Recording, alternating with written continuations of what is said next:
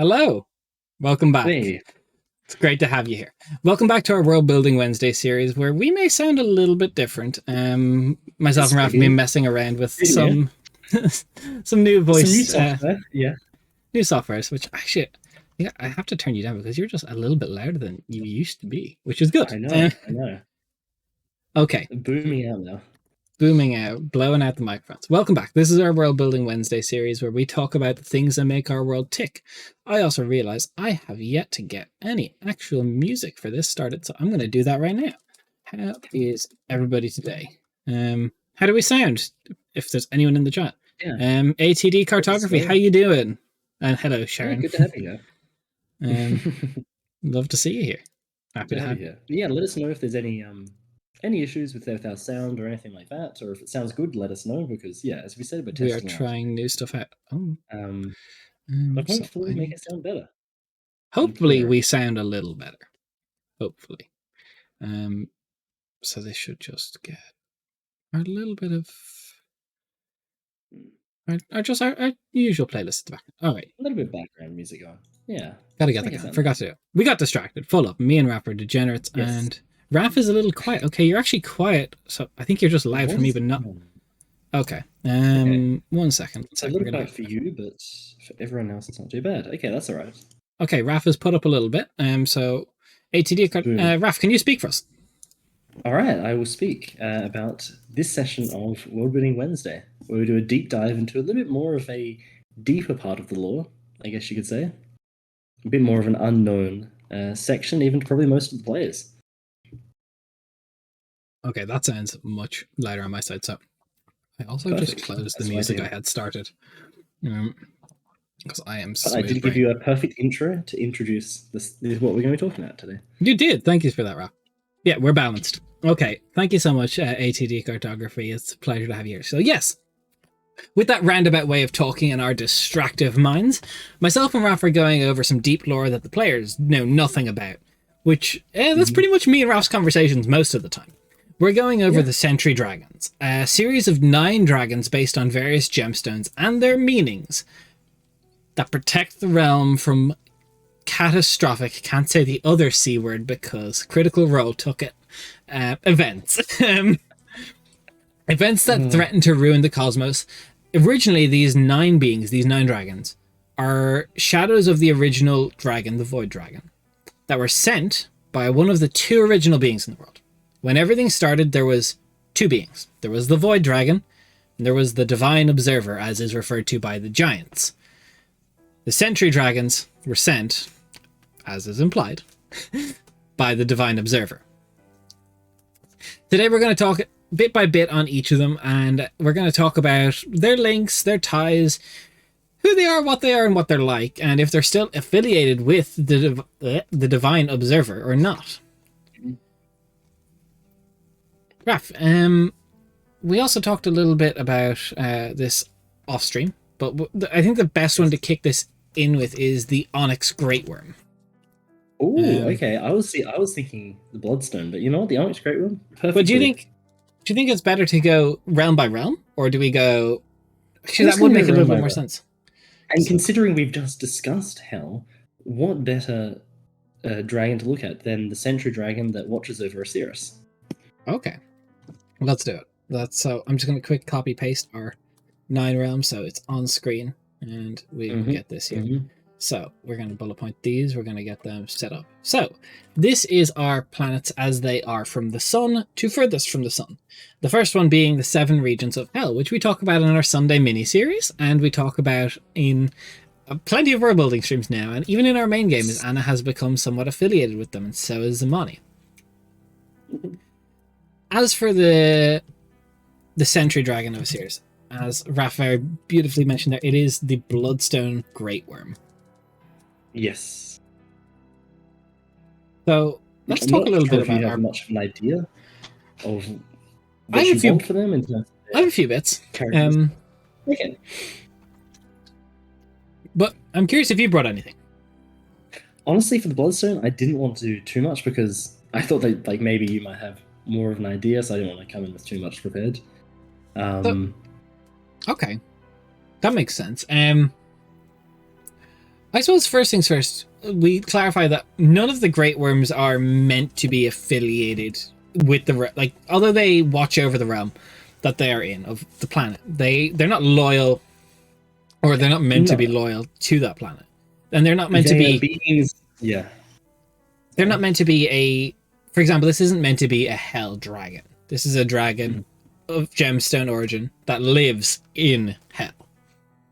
Yeah, they are meant to watch over the sort of cosmological order of things and ensure that all of the realms maintain their course and that none of them, merge between each other, go cataclysmic and just destroy themselves and what have you. Things like that. They're meant to maintain the cosmological order of the planes. Yeah. So with that first, we get the Bloodstone Great Worm, the first in the line from the sun. And this the bits I have for the Bloodstone Great Worm, I have a few characteristics first of all. So the main one I have is as most of them will be, there is very proud. The actual time, but I'm curious if you have somewhere within Osiris that you think the Great Worm should reside. Yeah, I was almost thinking upon the Blood Moon. Given that's like a bit aside, it's probably the least populated of all of the regions. It's sort of it's independent. Probably the most independent of the regions of Osiris, where it could stand aside and maintain its duty without directly being surrounded by all of the machinations of devils and what have you.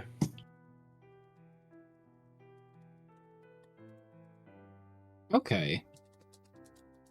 So, Mm. what do you think? I suppose perhaps we get into a template of how we want to talk about each dragon before we get into each dragon. What are things either you, Raph, think, or if someone's in the chat and you want to know a little bit about these dragons, what would you like to be included? So, what do you think is important to talk about? I think we talk a little bit about the characteristics, and I don't know if we whether or talk too not much on the history. they have. Yeah, well, I think it's also important to cover in terms of their relationship to their original goals that they were created for. Do they still try and uphold them, or have they gone on their own path? Okay, so And that's a definitely, very interesting definitely. point of divergence between all the dragons. It's been millennia since they were first conceived and created. They've changed, they've differed, they've completely. Some of them, I imagine, have completely gone in a different direction to what they were intended for. Absolutely. So I think discussing Okay. that's probably a very useful point. So we've got characteristics, we've got location, we want to know affiliation. Mhm. And we want to know a little bit of history, maybe. That hurt. Yeah. So I suppose let's talk about the Bloodstone Grey Worms. Do you want to name these dragons, or do you think we leave them unnamed for now? I think that you have a common name that refers to them by. I think it's good to have a sense of mysteriousness. Like not even the most ancients of the devils, of Osiris would know this Great Worm's name, but they would have a name to refer to it by. Whether or not that's something we can quickly think of on the spot. We'll Another ponder thing. it. We'll ponder it. I like that, though. I like that. Not giving Or them like direct names. even just like a title that they refer to by. Even Yeah, just like a title. Something akin to the original gods. We got like obviously it's the Divine Observer, the something, like like the cracked wings or the something like that. But we'll talk about affiliation first. So, in my mind, and unless convinced otherwise in canon, the Bloodstone Great Worm is, although this is a lawful realm, I think it is probably one of the most corrupting realms. At the end of the day, like hell is probably one of the worst places to be if you want to be like purely impartial, because things are going to try and influence you. Awful things happen here, but sometimes they can be threatening. But I think there's an awful lot of the silver-tongued devils. Like this is a trope we see an awful lot of. Yeah. And there is a part that we know for a fact there is a being among Osiris who I love so much, but they collect beings like this. Yes. Yeah.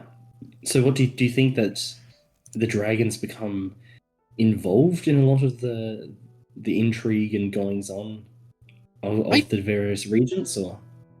I don't think they have. However, I do think that they are frequently visited by the Decaying Lord.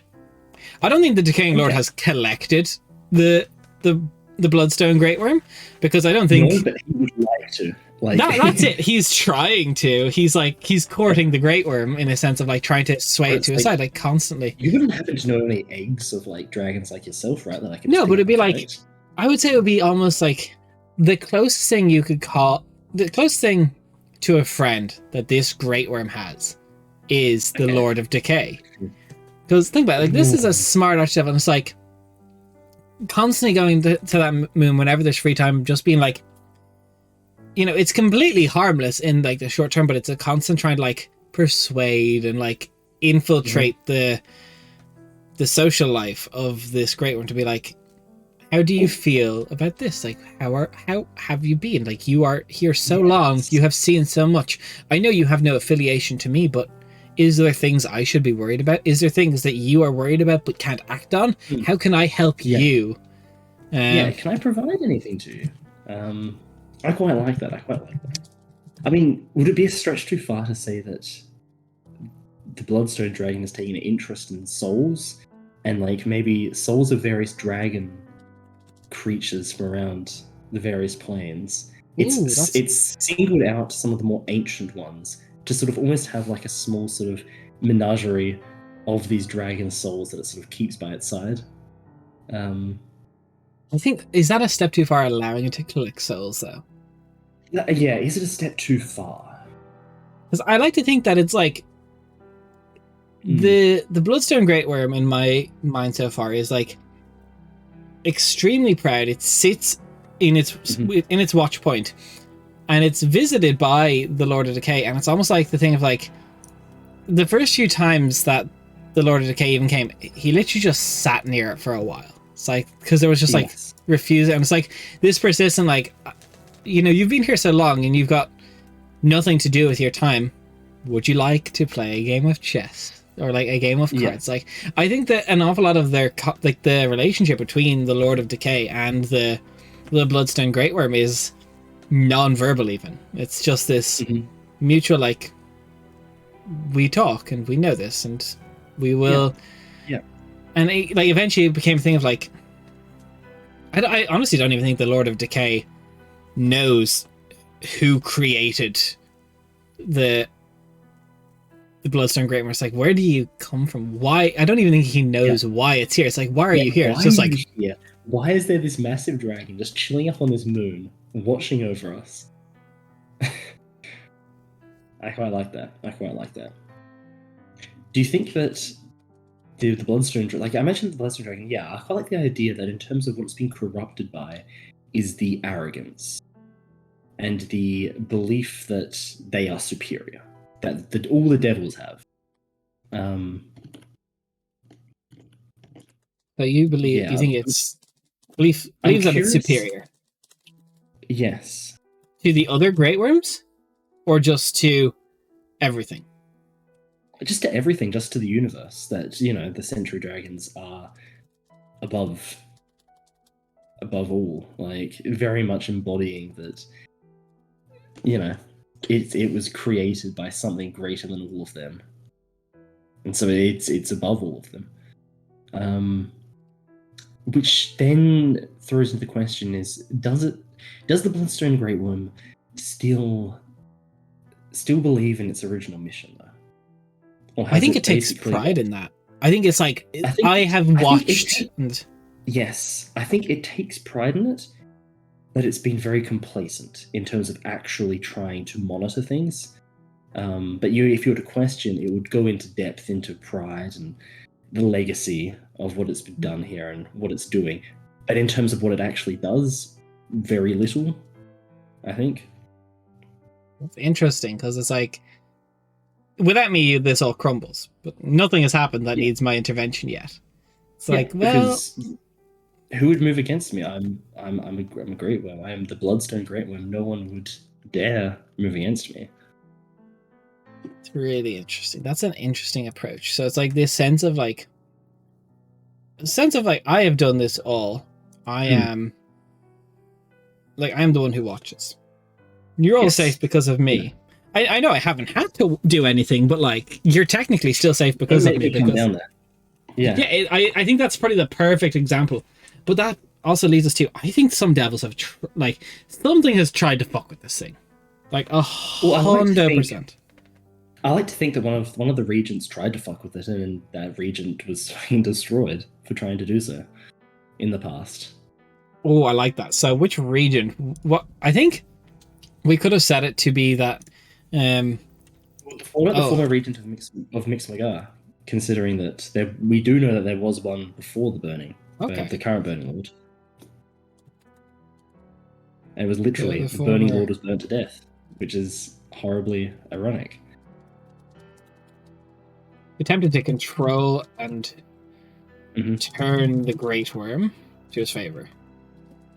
Well, considering it's about the crafts as well, it was so entrapped and sort of enchanted by the scales of the Bloodstone that it wanted to craft something from them. It wanted to capture the beauty and the essence of that and put it into his craft work. So craft was made from the Bloodstone Great Worm. Yeah. Was subsequently oofed. Yeah. Burned alive as a symbol of disrespect to the region he held. Disrespect in the key kept. Okay. Great word. Okay, that's a really interesting idea though, because it's like, imagine that's just like a bunch of these. I like to imagine it was all the archdevils, all 7 regions were like, I'm not the first one to fuck with. I'm not going to be the first one to fuck with this being. Yeah. And then one of them goes, it can't be that bad, and just straight up like you trying to fuck with me? Yeah, I like that. I think that's a part of it, and we talk like it's cruel. Yes. But it's just zero patience. Actively cruel. For disrespect. Cruel and disrespect. Zero patience for fools. Yeah. Look, I can understand that. I'm gonna put these bullet point style actually. So I feel like we're getting a good idea of how to discuss them. Yeah, which is actually was one thing I wasn't sure how we were going to discuss them, given it's a bit of a strange. This is a bit of a strange one. I also don't know how long this would take, but there's decent segues off of these if we feel like we're. Yes. Oh, absolutely. Absolutely. How much do we want to talk about each one? I suppose like that's things like we've 9 to cover. Let's talk about its history. Well, we talked about its history a little bit, didn't we? We kind of discussed its history. Do you think there's anything else we really need to discuss, or? I'm not sure. Is there anything you want to touch on for now, or do you want to hop over to the next one? I think I want to, just for article's sake, I don't know if this is better to add it now, but I want to go over the 9 Great Worms were brought into existence. Okay. Existence.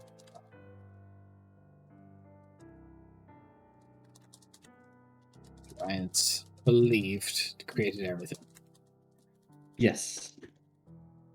Just because I want to have, for people who want to read the world, I want to have like, obviously we've got the article about these things, but what's their purpose? Like for a storytelling thing, like if you were to use our world anvil to try and like run your own game in Quentos, it's like, well, what as a DM, what purpose do these Great Worms serve you? And if at the end of the day you go, I don't know what they're meant to be doing, that's not a good thing. So I think we gotta include this. Yeah, like what is their purpose there? Like what is it?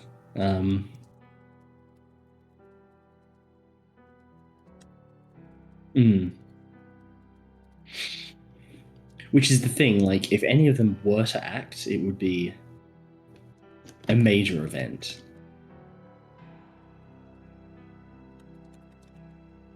Exactly.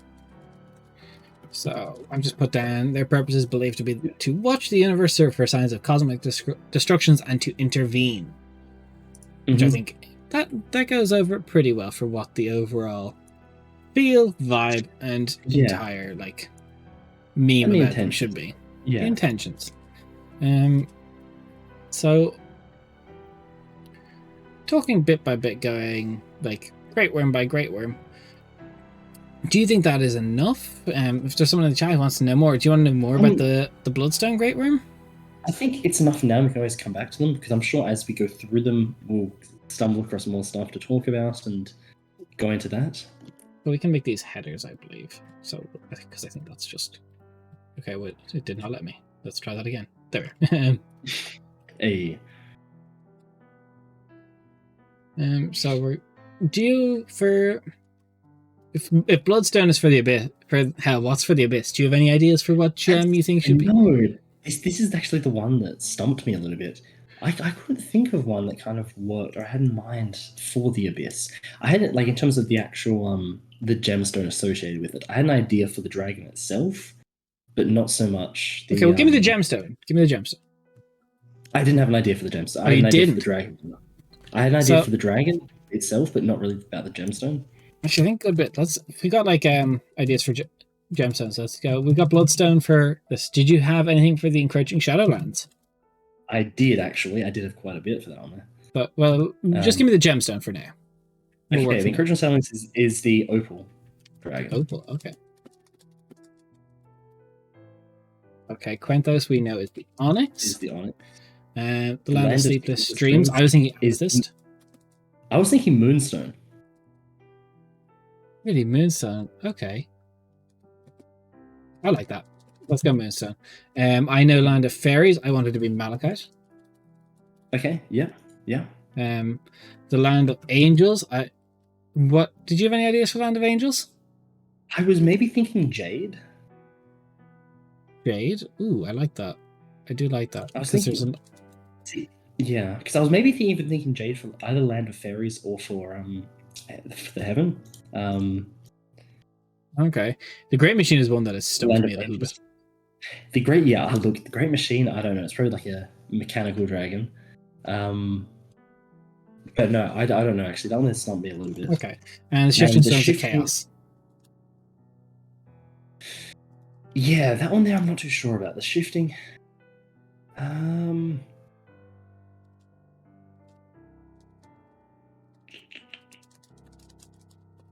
Shifting Storms. So which ones is it? We're looking for the Abyss, the Great Machine, and the Shifting Storms of Chaos. They're the three that we don't. I think Garnet works, because Garnet represents chaos. Yeah. You could easily do Garnet, actually. I like that. Garnet. So if we do the same thing, what represents order? Is there one for order? Yeah, and of course I'm not wanting to do anything too common, because then that sort of butts heads with the established gemstone dragons. Yeah. You know what I think is maybe we do a bit of selenite for the Great Machine. Because like it's it's meant to be for calm, mental clarity, well-being. Yeah. It's like I think those are like feelings that we associate with order. Okay. I was thinking for the Tower of the Abyss, I want to do Obsidian. Okay, that's very fitting. That is very fitting. I like that. Yeah, I like that a lot, actually. Okay. So we got the Obsidian Great Worm is next. Obsidian Great Worm. I'm going to change the Sentry Great Worms, I think, is better than dragons. Mm-hmm. Yeah, they're not just dragons. These are not just dragons.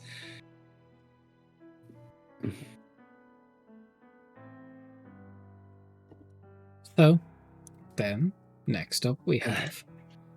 Now, the real challenge is to buy a dice set, gemstone dice set for each of the dragons. Yeah, that's actually possible, because we've got them there. I don't know if my wallet can handle it, but we can do that. Oh, absolutely not. So next up, the opposite of the Bloodstone, we've got the Obsidian Graver. Yes. Um, Which the idea I had for the Obsidian one is to almost, whereas the one in Osiris has been corrupted, the Obsidian Great Worm is almost in a near constant state of chaos, trying to keep everything under control. It's just constantly working, constantly trying its best to maintain the situation, which fits in with the chaos of the Abyss. Is that it's very much trying constantly. It hasn't relegated itself to being complacent and, complacent in its pride and everything. It is constantly fighting a war in its own way. So just put down in a constant state of stress and chaos to stop the broken tower from destroying the cosmological order. Yeah, because ultimately it did fail in its original purpose. The Tower of the Abyss was destroyed. It was shattered.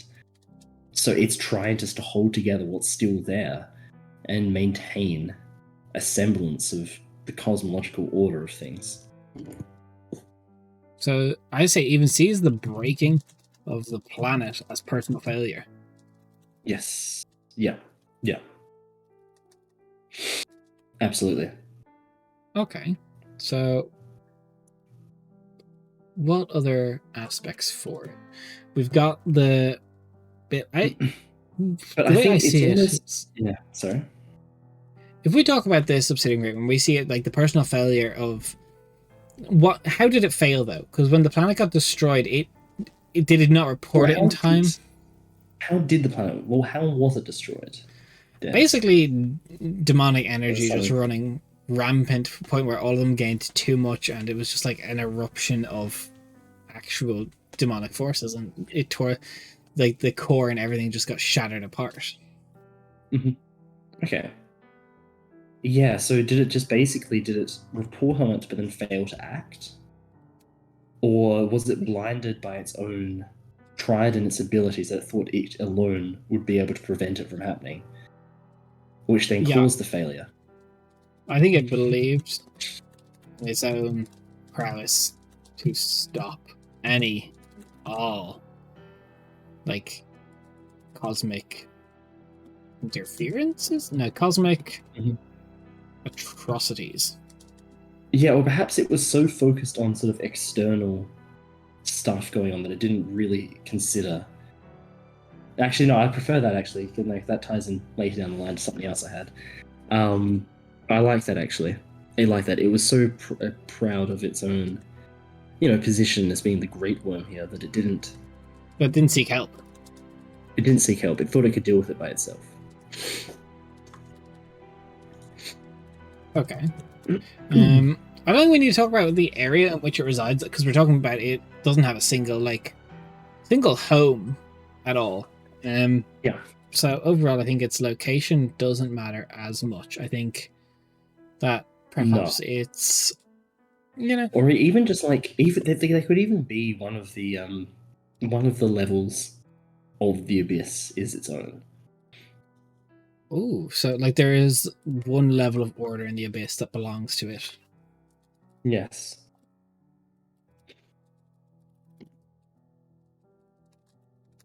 A small sea of calm.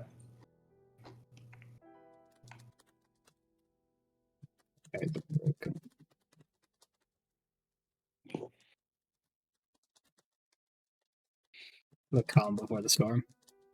Mm-hmm. Okay. Do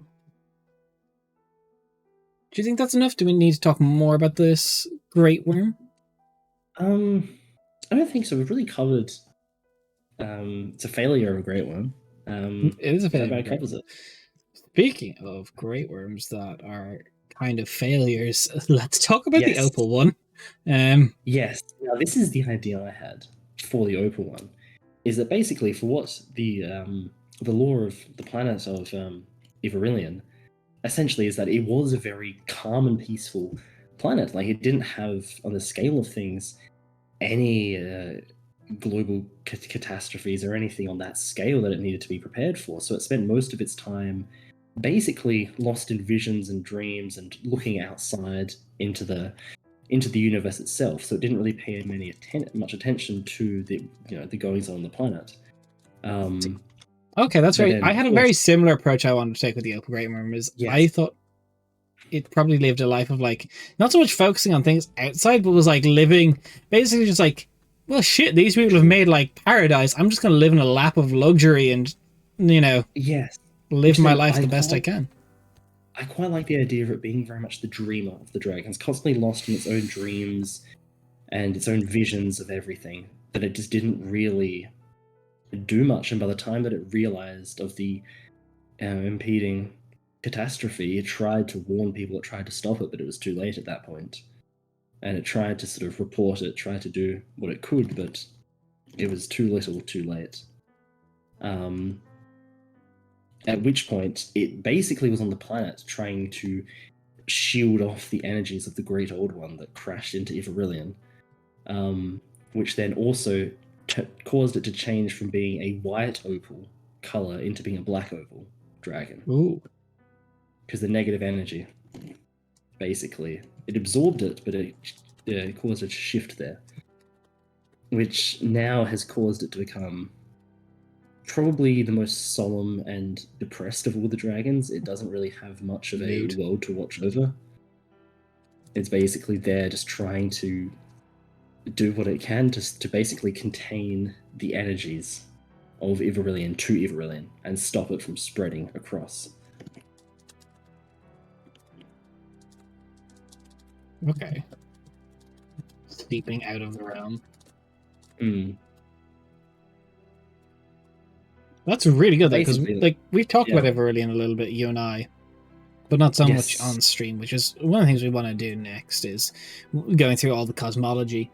That I think Ivarillion is a very interesting planet. We're working on the Ivarillion race, and there is like a fair few like beings around it and scenarios around it that are tragic and beautiful. But I think this really suits the Great Worm for it. Yeah. And so basically it's very, in terms of its own, personality and its own traits at the moment, it's very sullen and depressed in terms of its current state, just trying to do what it can. At the moment, it failed completely.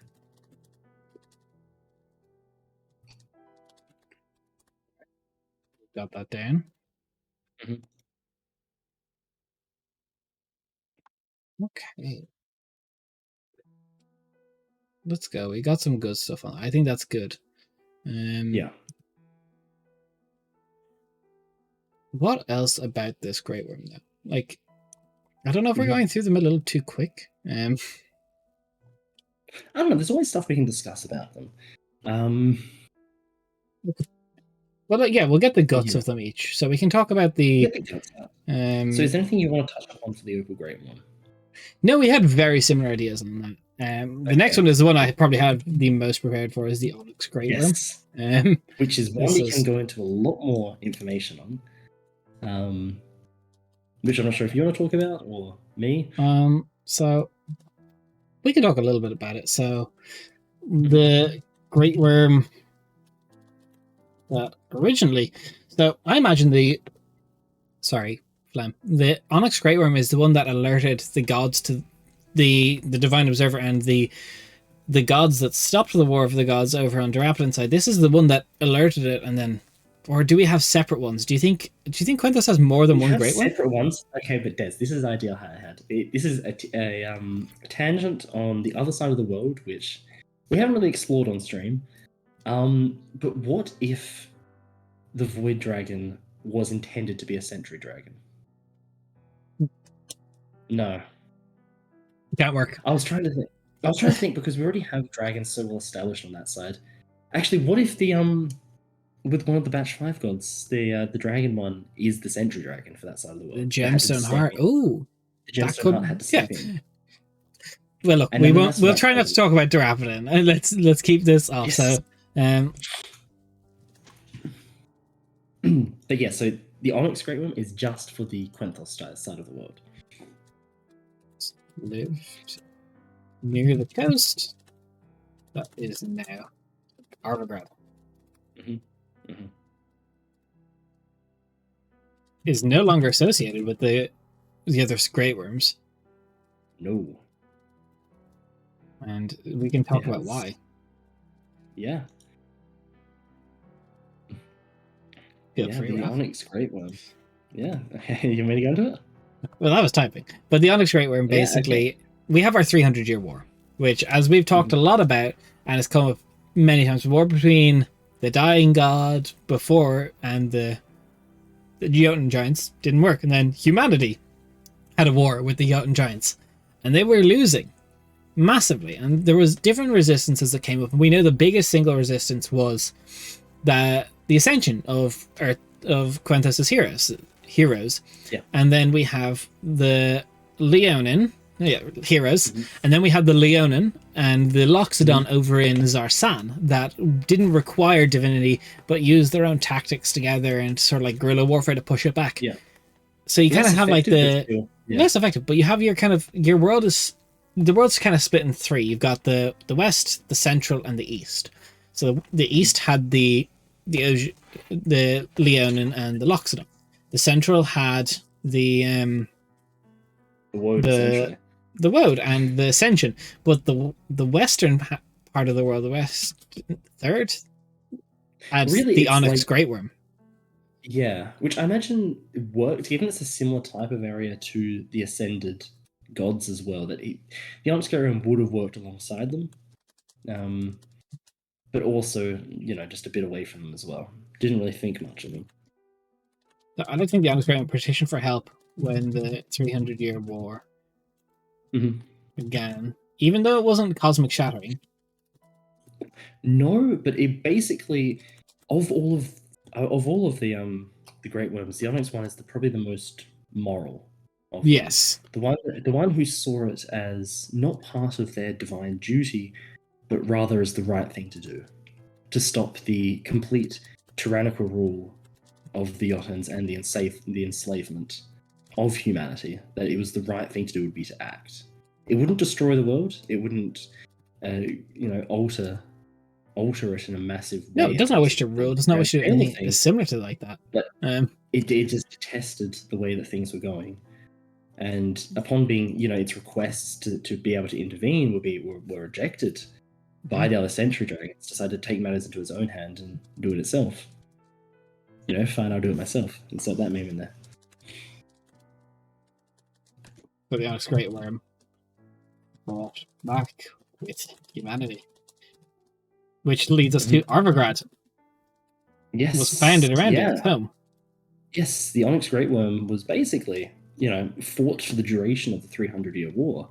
But upon the completion of all the, end of hostilities and peace being drawn up between the sides, the Onyx Great Worm found a nice place for it to rest and to basically just go back to its slumber, go back to be like, I gotta watch, like maintaining the order of the world.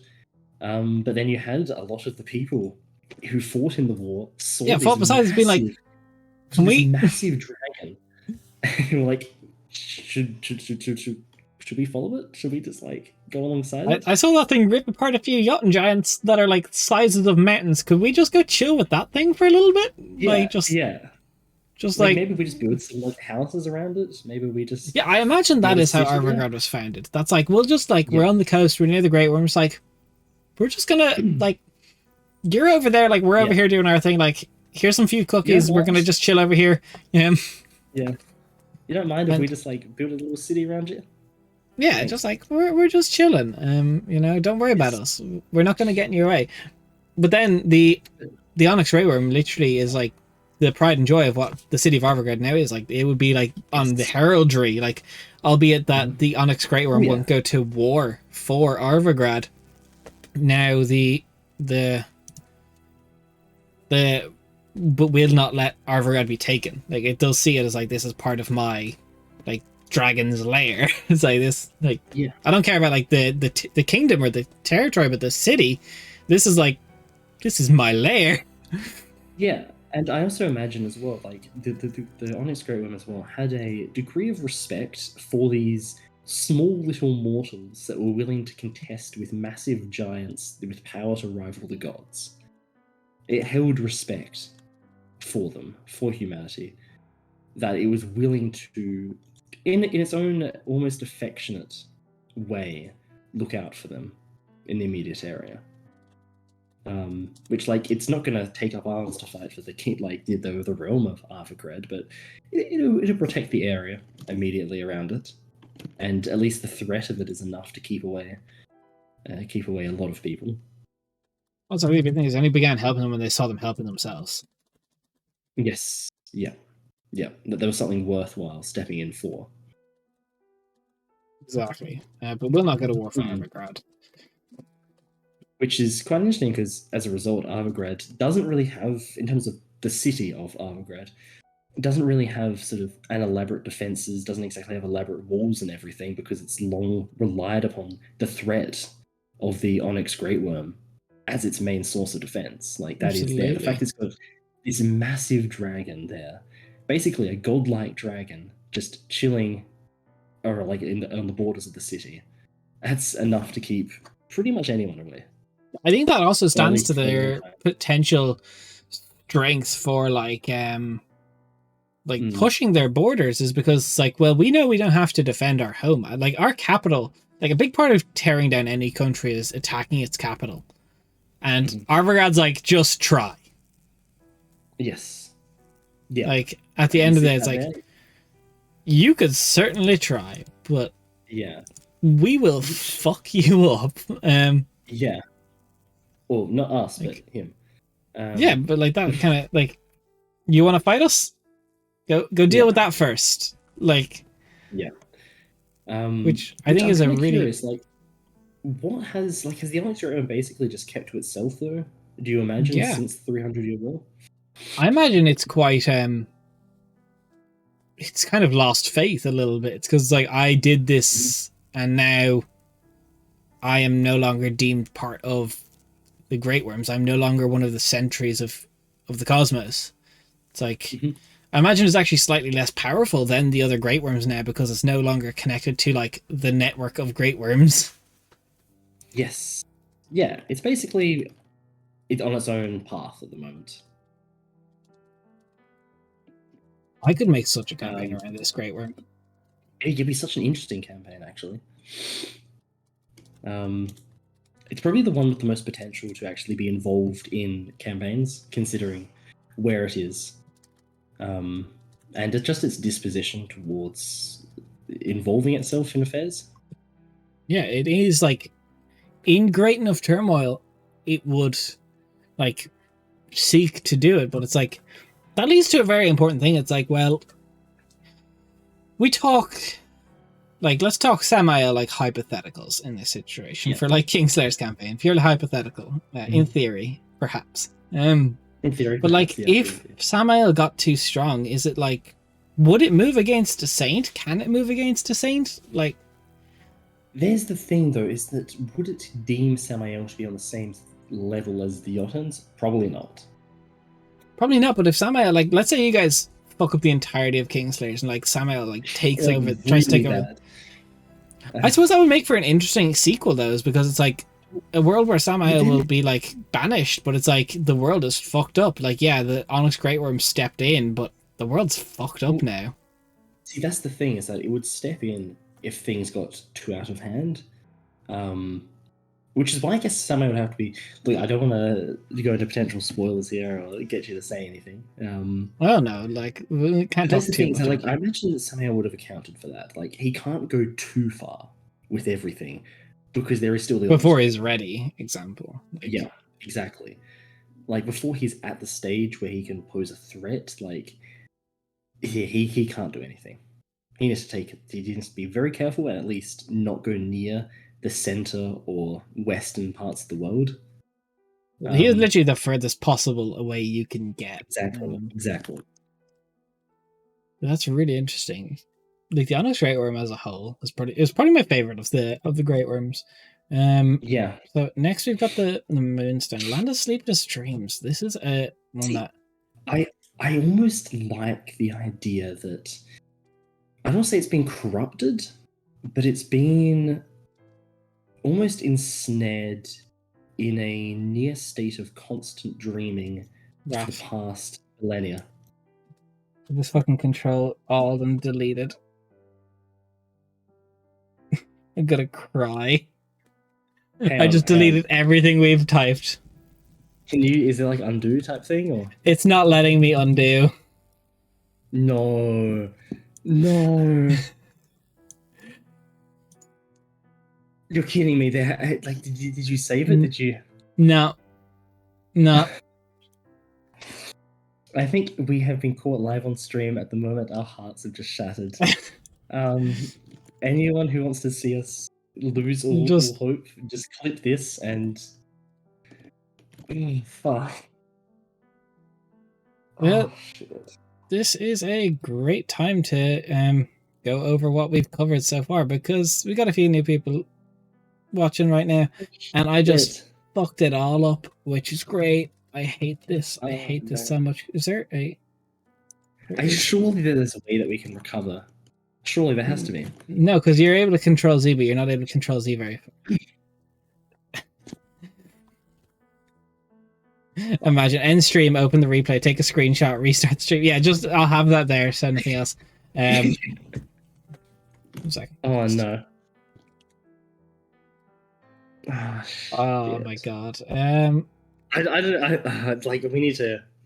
I think we almost need to go back through the stuff we've done already. Well, we can't start again. We can't start again. I think I don't even have the. So, yeah, one of us has to go back and do it. Not it, but you can do it. Yeah. So we just go over it. So we had the Bloodstone. We had the Obsidian. And we have the Opal, Onyx. The Land of Angels was the Jade. Yes, this is Onyx. Oh my god.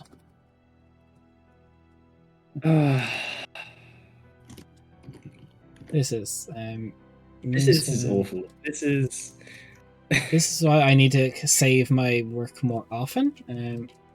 Yeah. Angels was Jade. Oh god. Selenite for Angels. And then Garnet for... Okay. I was just trying to fucking bullshit. I am sorry. That is just heartbreaking. I'm just looking on my end if I can get any of it, but no. No, you can't, because I fucked it. No. I royally fucked it. Shit. So I'm just going to, in headers, do all of these. So we had Bloodstone.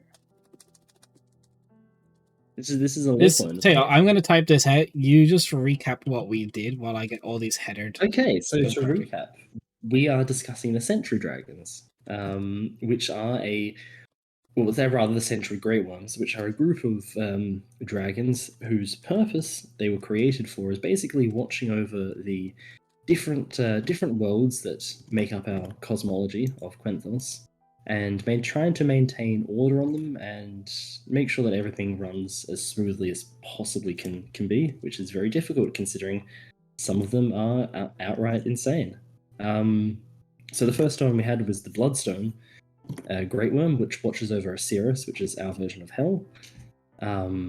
Very much arrogant and proud, almost corrupted in that sense by the forces of Osiris, very much going into that side of fiends, very sure of itself, and to the point of almost being complacent in its duties. The next we went through was the Obsidian Dragon, the Obsidian Great Worm, which watches over the Tower of the Abyss, Zar-Corved, which is one that almost failed in its duty to ensure the protection of the world. And as the Tower of the Abyss shattered into many, many different pieces, it's basically tried its best to control the chaotic forces of the Abyss and fighting a near impossible and near endless war every day to just do the best it can to bring about a semblance of order. Then the next we have is the Encroaching Shadowlands, Irillion, which is watched over by the Opal, Great Worm, which is another one that failed in its duty, but more so in the fact that it grew very complacent because the world was almost a paradise until it wasn't, as a great old one crashed into the world and absolutely destroyed it. But yeah, now it's very much a solemn and very depressed Great Worm that just tries its best to contain the energies of the world to the world itself and stop them from inflicting chaos and damage to everywhere else. And this is good for you, Des, because it's like giving you some brief. I'm just getting the main bullet points of all in that game. Yeah. And then the last one we discussed was the Onyx Great Worm, which watches over the Prime Material, or rather the Quenthos half of the Prime Material plane, which is a very, how to put it, very morally obligated Great Worm, as much as they can be. It intervened in the 300-year war between the resistance of humanity against the Johan giants, which sought to enslave and rule over the world. Which is basically went against its original purpose in order to do what it saw as doing the right thing, and now watches over as the official protector of the city and now Republic of Arvigrad in the world. Yeah. Okay. Which is where we're at.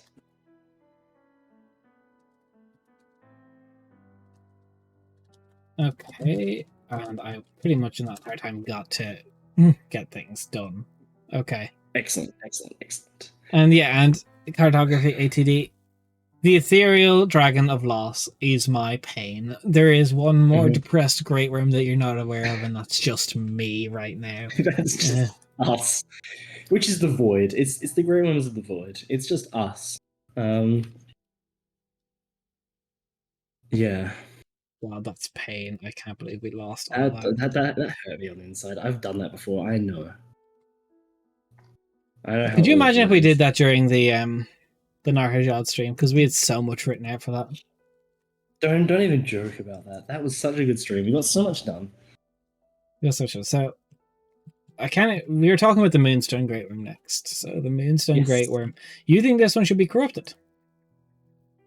No, I said that's the thing. Not corrupted, but almost the point where it's been so consumed and being completely absorbed in dreams.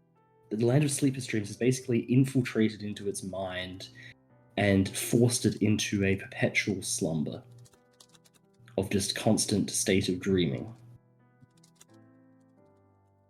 Unless you had another idea for it, I thought that'd be kind of a cool way to...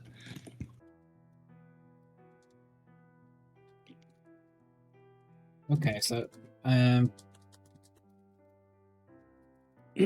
so Sleeping Dragon now forced into perpetual slumber. It now summons the strongest nightmares of the realm. Ooh, yes. The worst nightmares are born. From the Moonstone Great Worm. Most dangerous of the sentries, as they may become the thing they swore to destroy. But not of their own will. Which is, it's not even the will of the Land of Sleepless Dreams, it's just the way it operates. It has this effect, it has this power. And for something that lived there for, thousands of years, it was bound to slowly, especially on a creature as proud and arrogant as a Great Worm, that wouldn't be constantly prepared and, holding up its defenses, that it would eventually overcome it. Yeah, I like that. I'm sorry, I'm still just reeling from the fucking pain of losing all that. I'm trying to wrap my brain around it. Anyone in chat had a similar bad experience before?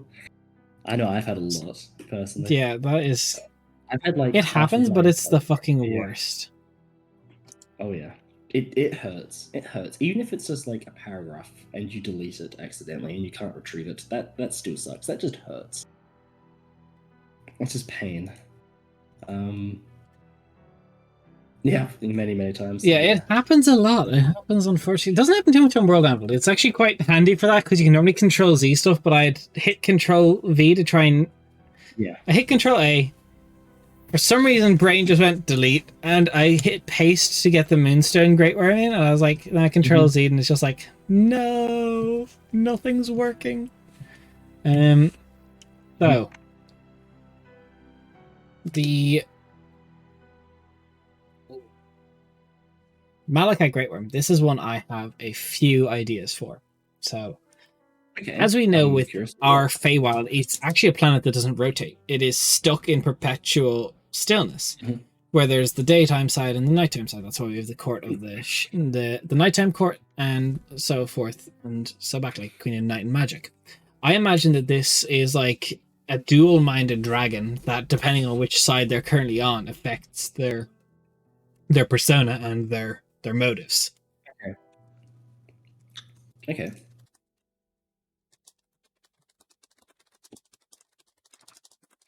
Would you say that this is probably the most active of the Great Worms? Because I think almost in itself it could be very much involved in the various, goings on of the Fey courts. And very much almost like a part of it. I think it's a gluttonous dragon. I was going to say, I like the idea that it's completely forgotten about its original purpose. It travels between the various courts, almost as like a guest of honor, that they throw these elaborate sort of festivals or feasts for, and it revels in that. It revels in these celebrations of it and of the decadence that comes out of it all.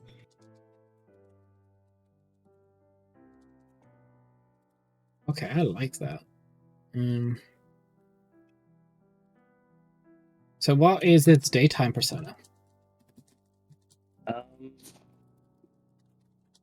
The same. The same, but restrained. I think it's actually worse in the daytime. I think it is... it is arrogant and bashful. Mm-hmm. And then I think at nighttime, it is... What's the word? It's kind of like forceful. Yes. And oppressive. Mm-hmm. So like when it's in the daytime side of the Feywild, it's like going around, it's like, yeah, let's have all these festivals, and then it's like getting to the nighttime side, it's like, feed me. Yep. Okay, festival time's over. Where's the where's the opulence I deserve? Give it to me. Yeah, exactly. Yeah. Which is almost, and I can imagine you almost have some of the various ones of the court's members and stuff trying to almost outdo each other with the gifts that they present.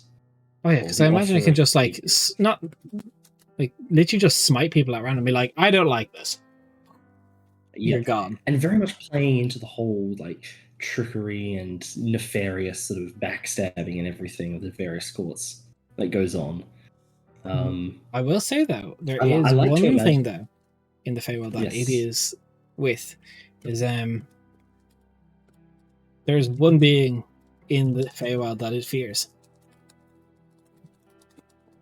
This is the Oleander Dragon. Ooh, okay.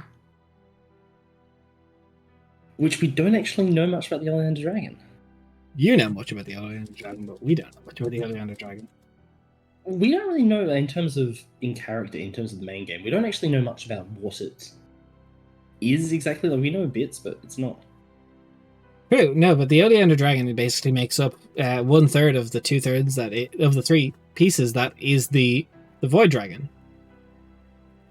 Oh yeah, no, of course, yeah. Because the Void Dragon is split into 3 sections, and as such was made into 3 beings. Isn't the Oleander Dragon is the Matron of the Woods part? Correct. That is her draconic form. Oh shit! Okay, that's actually really interesting then. And makes sense why the Malachi Great One, but yeah, there's a bigger fish than me here, and I don't want to piss it off. There's literally the primordial form of fucking primordial god dragon, a part of it residing here. Best not to fuck around. I almost imagine that doesn't go part. It doesn't even go over to where the Oleander Dragon is. It completely avoids that area. No. So what I put down is a third of the Void Dragon slumbers somewhere here, and the Malachi Great Worm, regardless of form, does not approach the slumbering dragon. Because the Oleander Dragon is basically, if you assemble the three pieces of the Void Dragon and reunite them, it's basically like summoning Exodia. Everything's gonna fucking end. This is doomsday. Doesn't matter what realm you're from, doesn't matter who you pray to, everything's gonna die. This is one of the greatest old gods in existence. Yeah, it is one of the two beings that were there that when the world came to be. Yeah. There is a reason it was broken up. It was for its own good. Exactly, and many gods are born off of the back of that. God, look at all, like, compared to what we have now, and then like all the just quick bullet notes. It's so awful. But we need to adapt. We need to roll with the punches. But yeah, so in terms of Malachi, though, so it completely avoids those areas. I'm curious though, considering we've had in the previous campaign we had some interaction with the Feywild. What's its relationship to the Queen of Night and Magic? With the Queen of Night and Magic, harkening back to our first campaign, I imagine the Queen of Night and Magic often tries to beseech the Malachi Great Worm to be like, we have the best decadence, we have the the most opulent parties for you that you should ever need anything, it is here for you.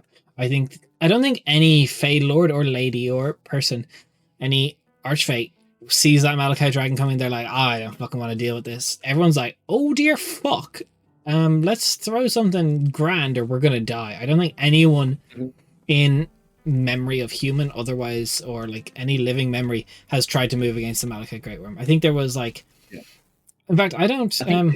I think Faye would try and use it. Is that tweeted in? Which is a twit, is it? Yes, how you doing? We're talking some Great Worms. How are you today? What are you doing today? Yeah, I imagine that some Fae would almost not corrupt, not move against the Malachite Great Worm, but use the Malachite Great Worm as a means. Oh, they try and sabotage other people's parties and such. They would sabotage other people's parties and gifts, so it would kill them, and then use that to get ahead. Like there'd be constant. I don't think the Malachite Great Worm kills, because that's very not Feywildy. I think the Malachite Great Worm seals, tortures, it does something that is like permanence beyond death. Does not allow death to happen. It is like you have. It captures their essence in one of its scales, type of thing.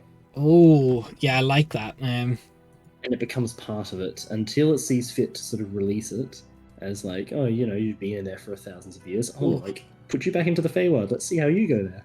Oh god! And turned it and said, "I'm not doing that great today. I'm sorry to hear that, my guy or girl." Oh, my worst D&D experience. Worst D&D experience of my worst. We've had them all. Let me tell you. Yeah, we've had some awful ones.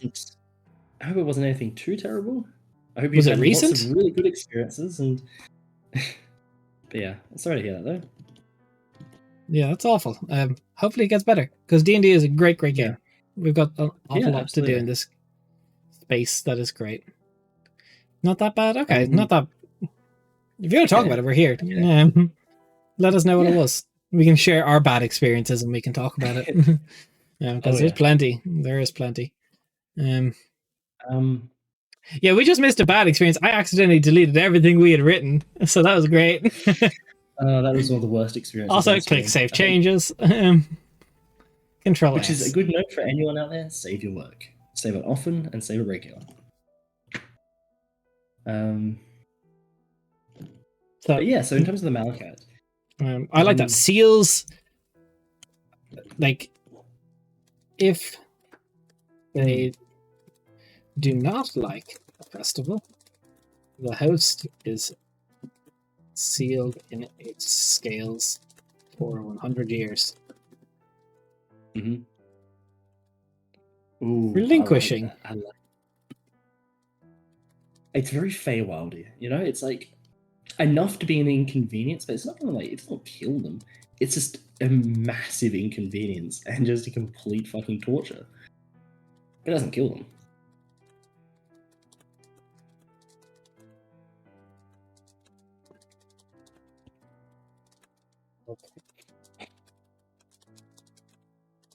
So I also have added this is after they relinquish the court from the Archfey, they then take residence in that court and go, whoever brings me the best present can have this court. Oh, you don't like that? Sealed. Yeah. And just like, hey, someone might bring them a really cool present, which they like, and they become the Archfey.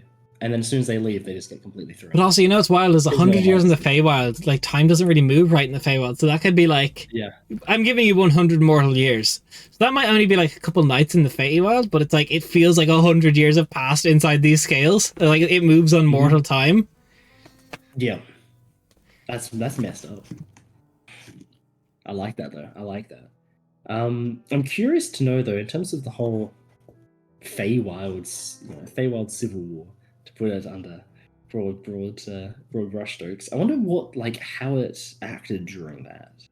Because that'd be quite interesting, actually, if we ever dip more into that. Whole story.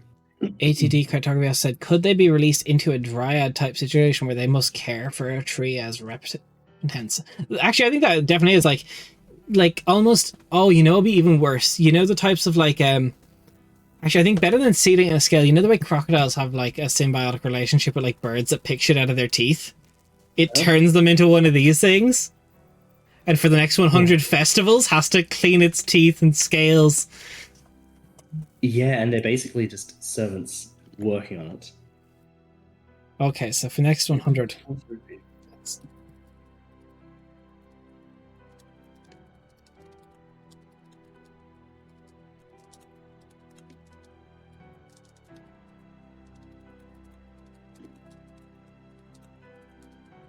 So tweeted and said, okay, I'll tell you. So my group, we were 3 people in 1 DM. Every session after 1.5 hours, player C has to leave for work, and then after they leave, the whole campaign stopped and it was filled with filler episodes of RP and boring stores.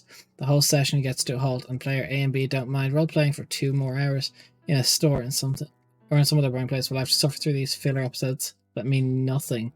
But that seems really bad for the plot. An hour and a half, like, why not just have 1.5 hour sessions? Yeah, why not just cut it off? And it's like, does anyone actually, do they have anything they want to discuss? Is there any like important role playing that needs to be done? Or is it just like wasting time for the sake of wasting time? That feels. I hated how player C left because then they didn't need to suffer the RP. Oh, every session. If I was the DM, like, I think there's an awful lot of people that we watch shows like Critical Role and MCDM's The Chain, and we're like, D&D has to be 4 hours.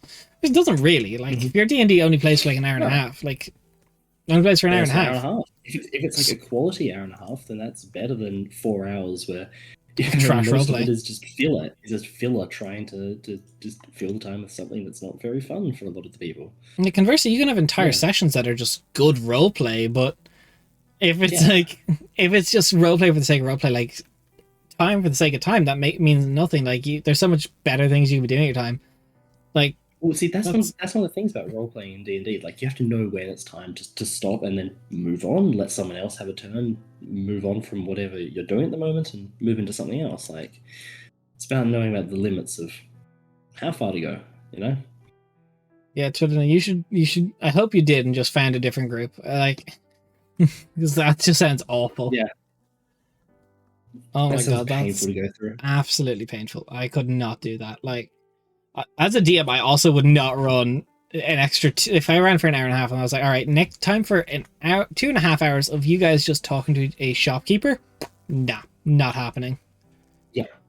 Instead, let's run 1.5 hour sessions. I don't have a problem with continuing RPing after the person leaves. Be like, yeah, but what's the point? Like, if those 2 characters want to roleplay between themselves, let them go roleplay between yourselves. You're like, all right, my character goes home. Mm-hmm. Oh my god, that just like, there's something like I myself and I think everyone has to like learn in D&D, unfortunately, is like the way you have fun and the way you enjoy D&D may not be the way other people have fun and enjoy D&D. Like, the type of game you like to play in or the type of game you like to run may not be the type of game other people like to play in and like to run. Like, for example, like my games, people may just like, I know, like Raph is like, yo, this is like peak D&D. I love this, but like I've had players in the past be like, this is not for me. Like, I just want to show up. I want to hit stuff. Like, I don't want to do anything political. Like, we just go. And roll some dice. Yeah. I even said I felt like I was a third wheel because those two are oh, okay. If they're role playing a romance novel, that's just like you're just nah. Get the fuck out. That's like I'm dipping. I would not. I'd dip out, edit the fuck out of that. No chance. Yeah. But you can participate. You stand outside of these roleplay situations and fill episodes. Yeah, because boring. Yeah, honestly, if it's just like, there's nothing worse than trying to inject yourself into two other characters' romance plot. No, like why can't the DM let that character leave after like an hour and a half, and then your characters go off and do a different mission? Like, if you guys are out in the world, like in the like, and you're meant to return something from a fight, like that's just. Nah, that's just conflicting groups. They sound like they want to play something else. Yeah. Nah, not at all. Nah. Especially like if they're not listening to you, and like I think the worst part is that they're not willing to try anything else. Yeah. Like they're not trying to invite you into. They're not trying to do anything about it. It's like.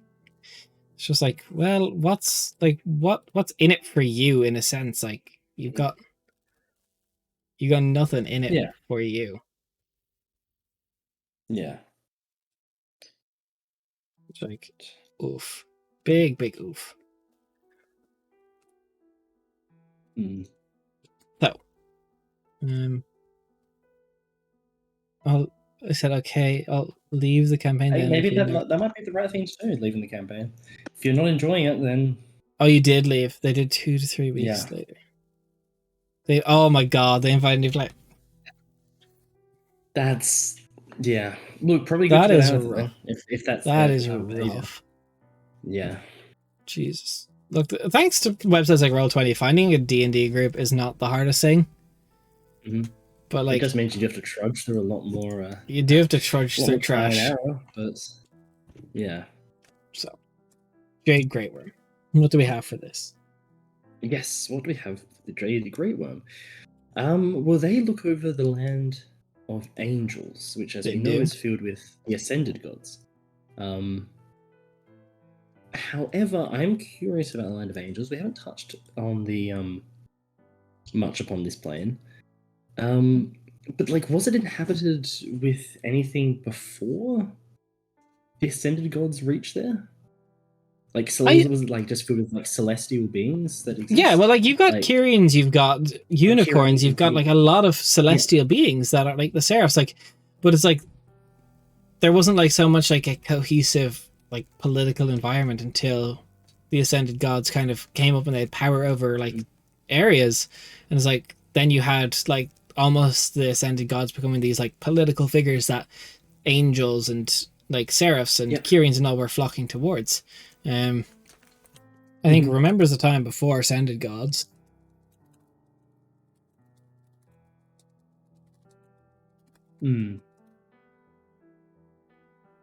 What do we want them to be like, though?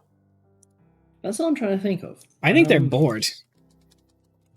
I think they are probably the most observant and adherent to their original purpose. But the fact is that there's nothing really for them to do beyond keeping a monitor almost on exclusively at the moment on Solalia, making sure that Solalia doesn't destroy everything. Yeah. And then tweeted and said, now I DM for my own campaign, so now I won't let my players suffer what I suffered. And the new players say they love my DMing and enjoy it a little too. And guess what the original group always did? The original group always rejected my attempts to have a campaign where I am a DM. For half a year, I could not bloom as a flower of DM. I always postpone my sessions for DM for them. Yeah, I'm happy that you found a group that really works for you then. Yeah. So you enjoy and they enjoy. Appreciate your new group and fuck the old group. Yeah, exactly. That you found a group of people that you're able to DM for and they enjoy what you're giving them, and in return.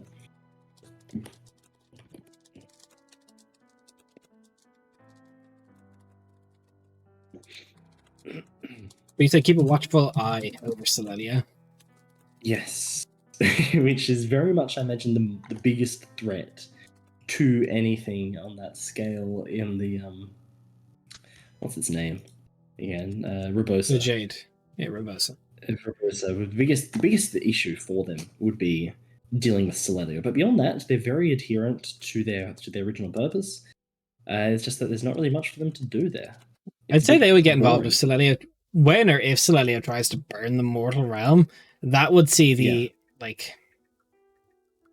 that would see them kicking in to restrain it. If Celestia ever reached the point of actively torching the mortal realm, that would be a point of intersection between multiple realms, trying to cross over, and a lot of that type of stuff going on. Can't have that. Let's step in.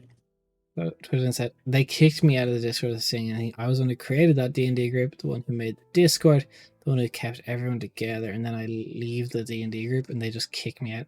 Oh, that's gotta sting. They just don't you're just saying like you're better off for like. Sounds like you're just better off without them. Oh my god, that's fucking awful. So with the J Great One, what else do we want to include on it? Like, do we need do they have a specific area? Or do they have loyals? I think they would have of all the Great Worms, they actually hold a small army. Okay, you think they have an army? I don't think they have an army. I do. So let me explain why.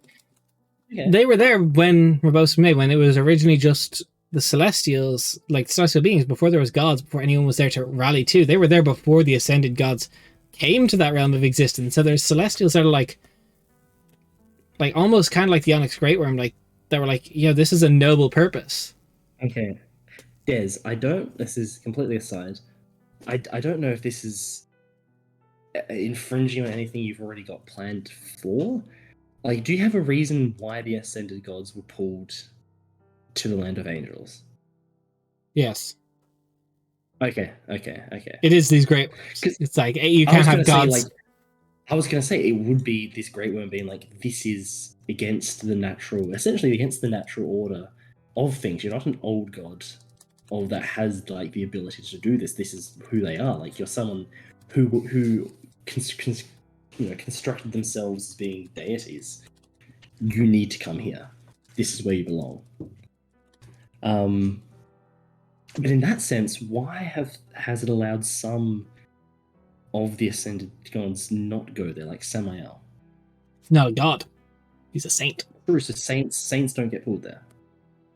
No, because most, if not all, saints were sainted on their deathbed for trying something on their deathbed. True. The only one being Egregi, who is sainted as what is more like a title, and Samael, who's undead. And you're sad for weeks. Now you're better. But you're upset. Yeah, look, it happens. I've had many shitty Discord groups with D&D. It took a while to find ones that worked. I had people that wanted to play straight anime ripoffs. I had people who wanted to play the worst backstories filled with the worst things, just shit that people who are shouldn't do. And unfortunately, the D&D community as a whole is pretty decent. That is it, 90% good. But there's that 10% of that guy that give it a really, really bad reputation. And I think it doesn't do it just for what it can hold to be. Because, for example, I met Raph online, just random group, and fucking almost 4 years later, and we're just biffles. Let's go. Yeah. But hey, there are success stories. There are. But yeah. Okay, so it pulled the ascended. Yeah, you literally hit the nail on the head. Something had to do it. Yeah, but it was its busy. Ugh. I'll try again. God, I stumbled over my words there. Its biggest act so far was pulling the ascended gods into Rebosa. So, Raph Twitterton gave a very good question. What bad experience did you have in D&D groups? I have many. I'll start with the worst one. So I had an IRL group, and this is how I started in D&D. So I had these guys, and they came to my house, and they're like, yo, we hung out, we played games together, Counter-Strike and all. They came and yo, you want to try D&D? And I was like, sure. And they're like, okay, you're going to run it. I'd never read a D&D book, so I just kind of winged it, and it went awfully. So I spent the next month learning how to actually run D&D for these guys. And it went fine for we started that in December-ish, and we started playing weekly. And it was going pretty well. And it became a thing every week. And then it was my wife's it was my birthday, and we all went out for dinner, and then came back to play D&D. And then it came to my wife's birthday, and we're like, okay, we'll do the same thing again. And this one of the guys who had like a new girlfriend who just did not get along with the group, he was like, no, I'm not doing that. I didn't have fun last time, and like I don't want to go to your wife's birthday like dinner. And this is while we're at the table, and like my wife is there, and I'm just like, yeah, you're gonna have to change your attitude or get the fuck out. Like, this is not working. Then just stopped talking to him completely after that, and just fell apart. He's a fucking awful person. How about you, Rap? Worst D&D experience? Worst D&D experience, I think I joined a group on Roll20, and like I started playing with them. It was all going well. It all seemed to be going well. I think we played the first session, fine, no issues. Everyone seemed to get into the characters, good group, everyone seemed to mesh well. And then it was like the day before the next session, the DM just deleted the Discord, deleted the Roll20 group, just randomly just deleted everything and just disappeared. And I was like, messaging one of the other people, like, yeah, what happened? It was like, yeah, like, I don't really know. He just said that, he had other things come up and he couldn't play anymore. But just randomly out of nowhere, just cancelling everyone, like not even giving us any notice, just full on deleting everything and pulling out. That was probably one of the worst ones, which was just, it was just the suddenness of it. Like, what the fuck? Yeah. That sounds fucking rough. Just the suddenness. That's awful. That's just bad form. Like, don't give people like any explanation. I haven't had too many of typical horror stories, I guess.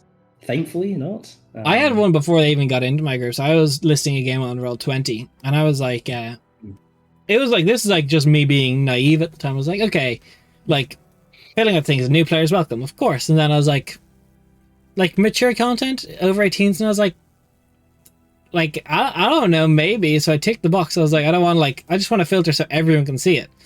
And then I got sent this backstory that, like, I'm not going to go into detail what it was, but it included, like, child abuse. It included, like, self-harm and, like, suicide and, like sexual assault. And it was just, like, it was not okay. And I was like, no, you're not getting it. Like, just straight up. Well, like, thankfully never got to the game. That you don't know, randomly just random sent me this. And I was like, no chance. And they sent me, like, details of what they wanted their love interest to be like. And, like, I'd never in the listing indicated that I was going to be doing, like, any form of, like, erotic roleplay, and I was like, not happening, because the way I list is like, think of it like a gory, like, slasher movie, because that was the type of game I was trying to run. I was trying to do like a horror game. It's just like, no chance, no shot. Yeah, it just wasn't happening. yeah.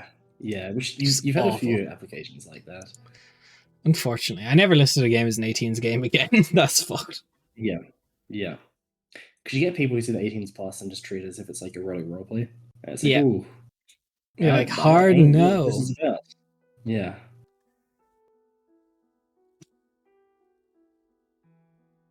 God.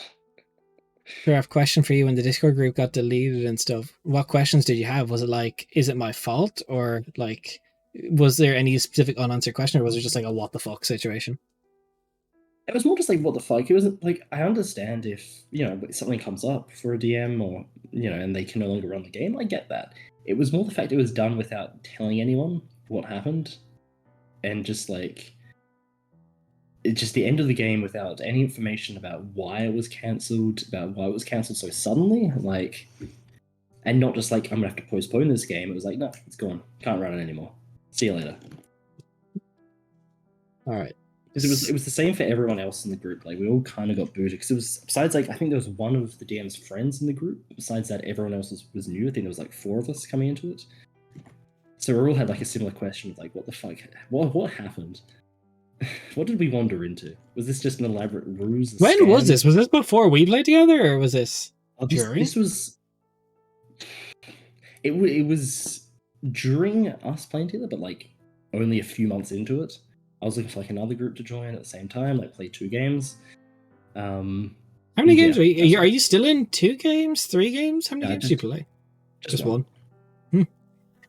Quality over quantity.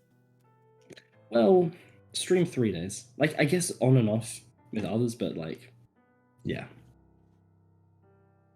Yeah, that's the thing, is also what free time do we have? We're big nerds. So Selenite Great Worm. This is covering the land, the Great Machine. I would actually think this one thing I want for this dragon is Yes. replace much of its body with machine. What if it's dead? And it's like almost as if, because this one here, the Great Machine's all about order, right? It's all about structure and order. What if it sees the fact that it is, like, in terms of the principle, as if it is the greatest order, that the Sentry is trying to impose an order upon it that is not its own order, and it goes against that order? Okay. Or do you think that's too far? No, let's kill a Great Just Worm. random. Yeah, just kill him. No, but I don't think death is. It's not super on brand. Also, we have had one applicant interview that turned into sexual harassment. Nice.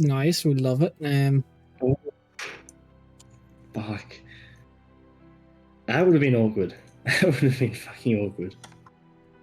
The guy went on about certain male voices were super.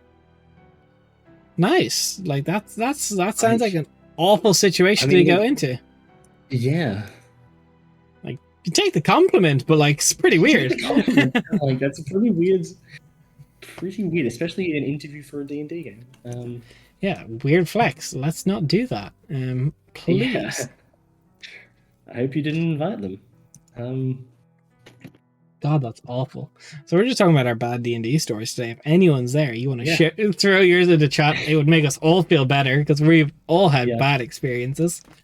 So what I'm saying about the sound like Great Worm, I don't think just slaying this Great Worm is enough. There needs to be like... No, but do you think it was almost taken? Oh no, I don't know. What, Des? Big brain thinking here. What if the whole thing about principle, about order and everything, is because the Great Worm decided to rule it and enforce its order? It is the thing enforcing order and bringing about the cosmological order is the Great Worm ruling over the Great Machine. It is the ruler of principle, and it is the one enforcing the cosmological order of the universe. I like it. I also think has replaced much of its own body with machine. Weak. Flesh is weak. Metal is forever. Yes. Yeah. Okay, so we also just have to put in crazy.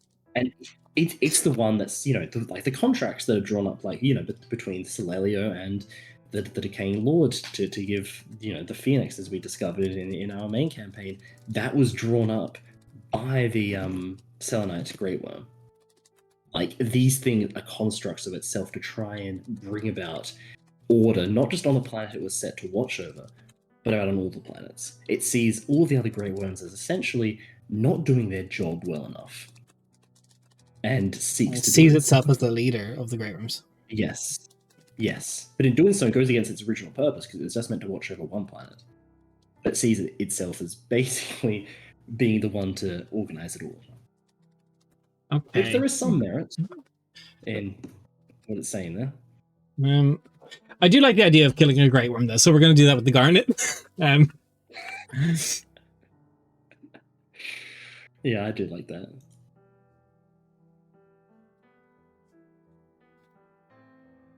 Do you think there's anything else we want to discuss about that, though? I think we haven't really gone into much detail about Principle, the Great Machine. We want to talk, like, kind of... We are going to do a stream on each realm, so I don't know how much we need to cover. Yeah, and look, I don't have much for that one. I don't know if you have much for the Great Machine. I have, like, footnotes, so I want to talk, like, I want to spend a bit of time thinking about it and expanding it. Oh god, so I'm having to allow a message because it's being auto-held, so for some reason I'm going to clear this. I'm going to allow this message to be in chat. Thank you, Raf. Got a worse one. Was on my first Discord server and had ran many games every month. One session a player began to masturbate audibly after a long line of silence. I asked what was going on. She said nothing. I couldn't bring myself to stay on that server and just ghosted. Man, that is like... Jeez.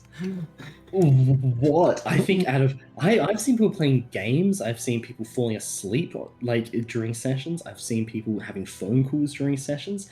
I've never seen someone doing that during a session I've before. never seen. That No, is- God, that is no. one thing I've thankfully not witnessed. I've witnessed a lot of things people have done.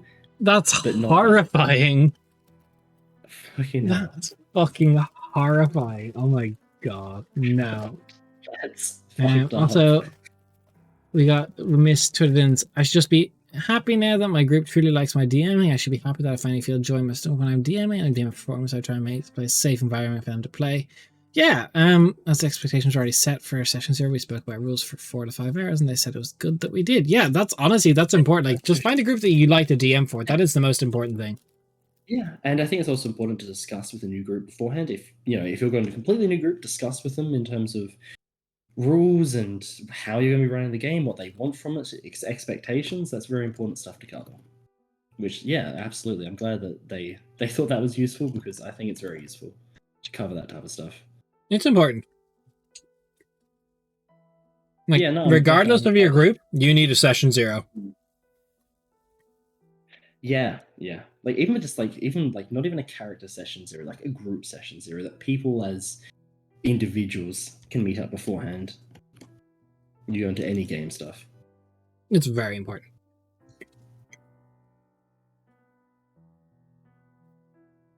So, Garner Great Worm. Bullet point. Dead. So, the overall shift in nature of this round constantly amidst dangerous environments. Yes. Unless the illithids do with it. The Great Worm got caught in the... okay, I'm thinking the Great Worm got caught in the shifting of the storm. Hit save, yeah. You're right. Hit save. Thank you, Cartography. I just hit save because imagine if this fucking lost again. You got a point. You got a point. But yeah, what if it was almost caught in the middle of the waves? It couldn't get out and was slowly torn to shreds over the course of aeons. And so you just see like the skeletal remains of the Great Worm. No. Not that. No. Ooh. Its body, though, was salvaged into a ship. There we go. By the illithids. Yes. Given that illithids live on one of the moons. There is a base. There is an outpost. But I like to think that there is like the largest nautiloid ship of all the illithids is just the fucking carcass of a Great Worm. That's cool. And they replace the brain and the skeleton with their elder brain to pilot the entire thing. Oh, that's really cool. Thanks for the follow, Zoran the Tiefling. Thanks for having you here. Hope you're having a good day. Thanks for the follow. Yeah. Very gamer of you. How are you doing today? Always a pleasure to have more people. Okay. We got some ideas for these. I can't believe we lost so much of our earlier stuff. Like, it's just so much pain. That is the biggest tragedy of the day. That is my worst D&D story so far. My worst D&D story of the day is losing that shit, because that's awful. That hurt me. That hurt me at my core. It did. It really did. That was like that was awful. And that's all I can say. I thoroughly felt pain. So is there anything else you want to add to Garnet's Great Worm? Talk a little bit about what they were. I think an important point to add, though, is the other Great Worms don't go to this region. Yeah. I'm glad you feel better, Twitterden. Yeah, I'm glad you feel better. I'm glad that, it does help go through It's always good to talk.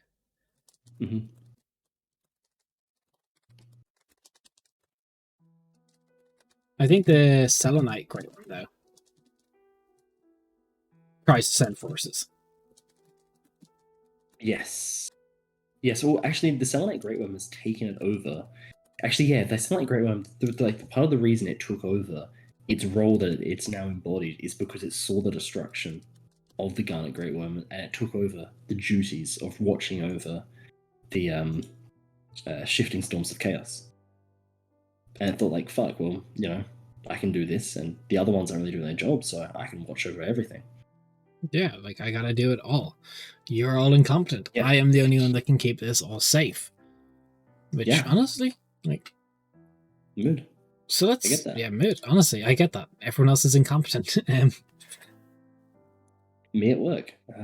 Me at work, honestly, I am incompetent at work. So, I think just adding to each of these, we're going to add Cirrus, we're going to add the region names just for... Which is something that I think we should add is the names, or at least the titles associated with each dragon. Yeah, so if anyone has cool titles that they think would suit dragons, Great Worms, throw them in the chat. We might use them. I'm just going to get this. I can think of some, actually. That's not my task right now. You got a little bit as I get all this stuff done.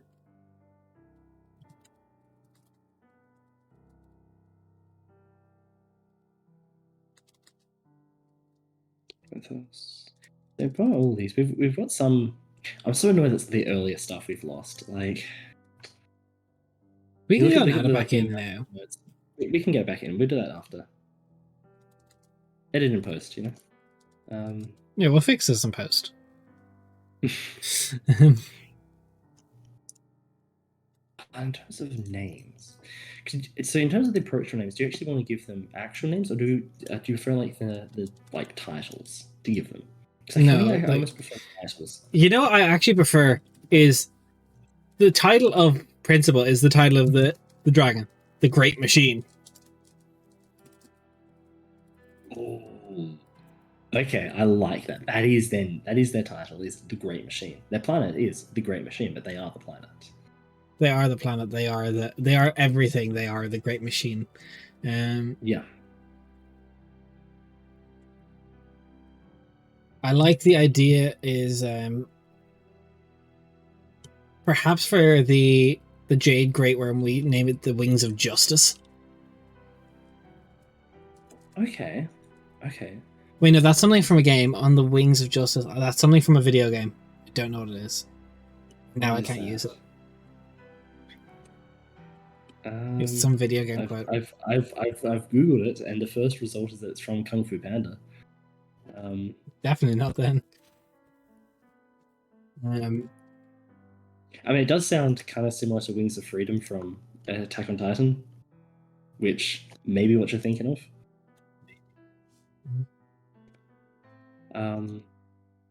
But yeah, in terms of that, I was thinking that almost something like the Silent Wings for the Iberillian one, because its world's gone dark. Silent Wings, or like something like that. Something like in terms of that. Something in that line of the humble one. Who insists? Oh, I kind of like that for the Cirrus one, the humble one. Yeah, that works because he's not. He's not humble, you know. He's just the greatest thing in existence. But that's just what he is. Like, just fact. He's humble about it, though. You know, he can be much more arrogant. I like that, the humble one. I like the so pretentious. I love it. I like the idea for the Malachite is the Gluttonous Storm. The Gluttonous Storm. Ooh, that's cool. That's cool. The Moonstone's an easy one. Sleeping Dragon. Sleeping Dragon? The Terror at Night. Slumbering. Ooh. The Nightmare Dragon. Nightmare Dragon? That's kind of cool. The Approaching Nightmare. The Approaching Nightmare. I like that. Because you're only going to be... the only way you're getting to that thing is the nightmares are coming for you. The Onyx Great Worm. What is the Onyx Great Worm? What should we call it? Maybe it has been given a name by the people of Quentin. Stephen. Stephen. Inflation. Stephen with a PH. Yeah. Oh, I hate it. I hate that that's a name in our game. That's the name of the game as well. I hate it. Um, That could almost be the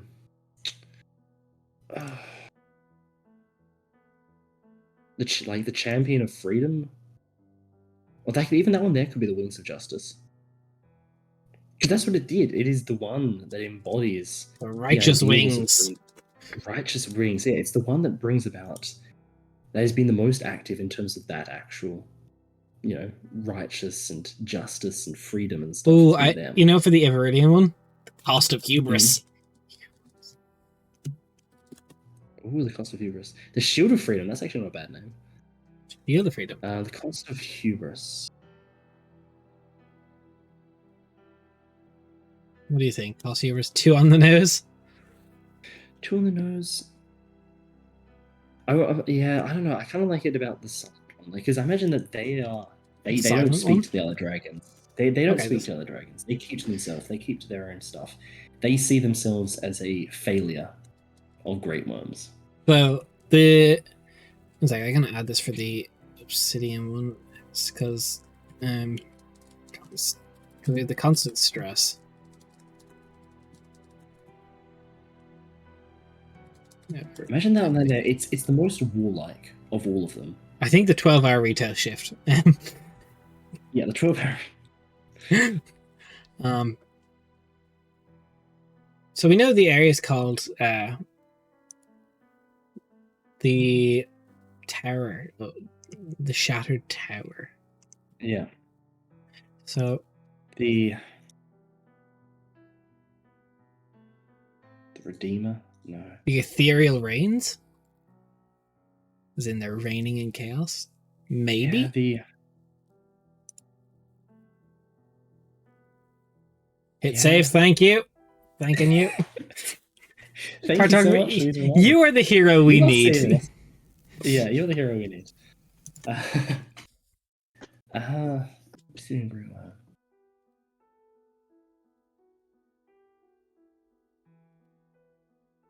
The endless. I almost like it being something like to do with the endless nature of their struggle.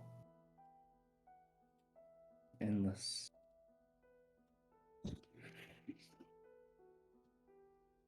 The Endless Storm? The Endless Storm. The Endless Terror. The Endless Terror, yeah, that could work. The Endless Terror. Yeah, I could see that working. Then we have the humble one, the Endless Terror, the silent one, the righteous wings, the approaching nightmare, the gluttonous storm. We need something for that Land of Angel one. The unspoken. Well, I think the last one is the unspoken one. Oh yeah. Because they've struck its name from what it was known before from all records. For the Garnet Great Worm. It doesn't they don't speak of it. Ooh, the Jade Great Worm, the Bane of Gods. Yeah, but it's not a Bane of Gods. I think like the Watcher of Gods. Because it's not a Bane. Like it hasn't actually ever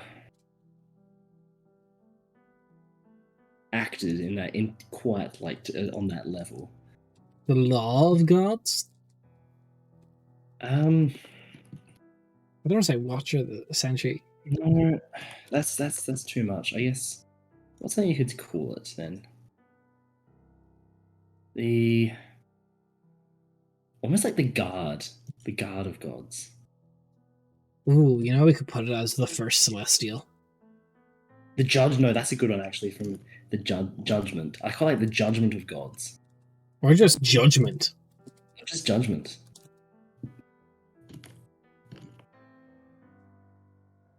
I like that. Judgment. Okay, so God, we lost some. You can see where we lost. Just a moment of silence.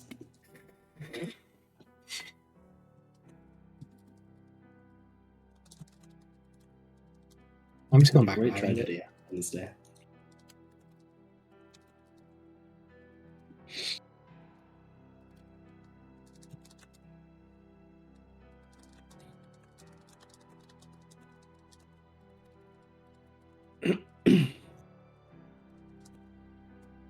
Also, the nice thing is the gluttonous wake. Oh, I like that better than gluttonous storm. Gluttonous wake. Glutton's Wake. That's cool. See, and this is why we like having the chat for these. So, yeah, We get some great ideas for you guys. You guys are certified gamers. Yes, but okay. Is there any? I like the approaching nightmare. Yep. Also, I tweeted in. Thanks for the follow. Hope you're feeling a little bit better. Yeah. There you go. Hope that that new group keeps on going really well for you. Oh, okay. So for the silent one, hear me out. The Gems Lament. I like that. I like that. The Gems Lament.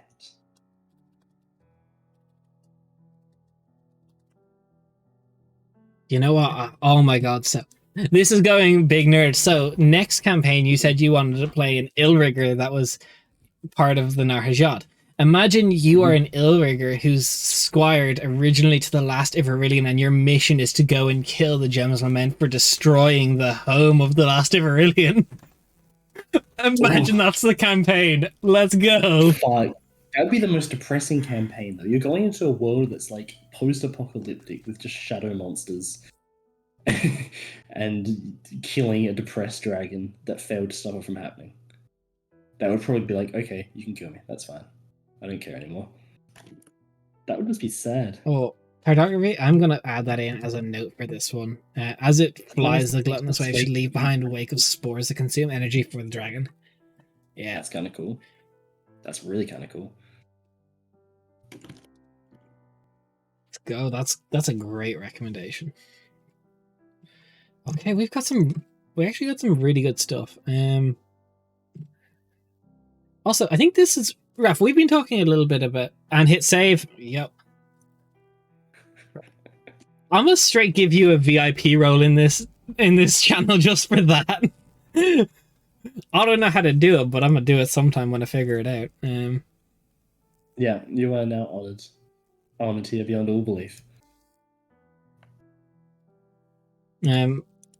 But so this is something I want to talk to you, Raph, and to chat about because we were thinking what's best to for a world building thing. The intent for us right now, hit save, is to go through and go over the realms of existence, but there's like moments where we could segue very well and get things done, like the Narhajad that came up.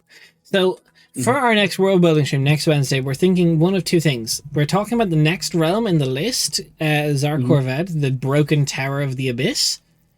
So would you rather see a world building episode about the next planet like we did at Cirrus like 2 weeks ago, or would you like to see us go into the city of Arvergod, I think is what we're thinking next? Would you like to see something that's more in, like, would you like us to flesh out an actual like big city in the world, like in a country? Yes, because we have been focusing recently on more larger scale cosmological things.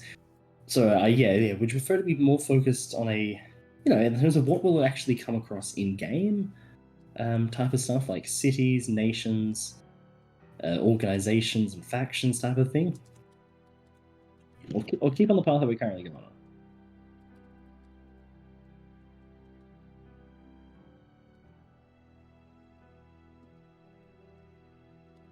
So the city we're thinking is the Republic of Arvergrad.